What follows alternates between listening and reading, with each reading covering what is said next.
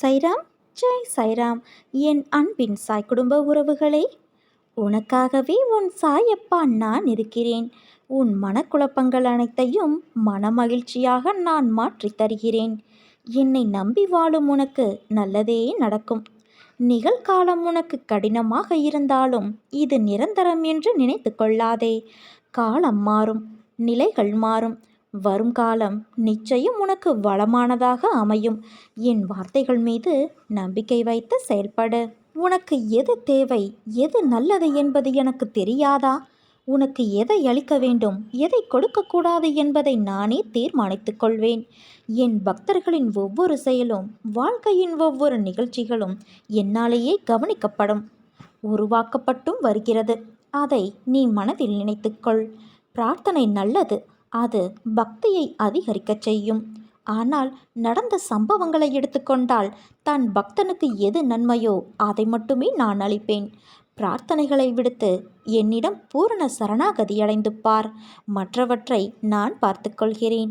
எவ்வளவுக்கு எவ்வளவு மனம் திறந்து மற்றவர்களுக்கு நல்லது செய்கிறாயோ அந்த அளவு மனம் தூய்மையாகும். உன் குருவான நான் அதில் இருக்கிறேன் என்பதை நீ மறந்து விடாதே. உன்னை புரிந்து கொள்ளாதவர்களுக்காக நீ மனம் புண்படாதே.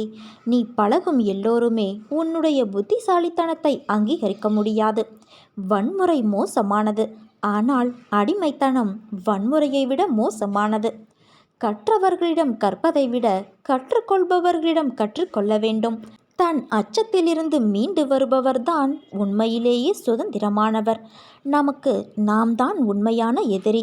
நம் கோபம், அவசரம், பதட்டம், பேராசை ஆகியவைதான் நமக்கு எதிரிகளாக இருந்து செயல்படுபவை. கோபம் எதிரிகளை ஏற்படுத்துவதோடு நின்று விடுவது கிடையாது. அது நமக்கு வேறு வடிவத்தில் திரும்பி வருகிறது. பதற்றம் ஏன் ஏற்படுகிறது என்று ஆராய்ந்தால் அதற்கு ஒரு முக்கிய காரணம் திட்டமிடாமைதான். கோபத்தை காட்டிலும் அருவருப்பாக வேறு எதுவுமே இருக்க முடியாது. கோபம்தான் அவலட்சணம் என்பதை மனிதன் உணர வேண்டும். யார் தங்களின் கீழ் பணிபுரிபவர்களிடம் அதிக கோபத்தை காட்டுகிறார்களோ அவர்கள் தனக்கு மேலே உள்ளவர்களிடம் அதிகமாக குலைபவர்களாக இருப்பார்கள். ஒழுங்குமுறையற்ற வாழ்க்கையை வாழ்பவர் எல்லா செயல்களிலும் பதற்றமடைகிறார். இந்த உலகில் எல்லாமுமே நம்முடைய விருப்பப்படியும் நம்முடைய திட்டத்தின்படியும் நடக்கப் போவது இல்லை. இதை தெரிந்து கொண்டும் நாம் ஏன் கோபப்பட்டு நோயாளியாகிறோம்? கோபத்தை கட்டுப்படுத்தி மகிழ்ச்சியான வாழ்வை நாம் வாழ வேண்டும். நம் வாழ்க்கையில் அனைவருக்கும் துன்பங்கள் வரும்.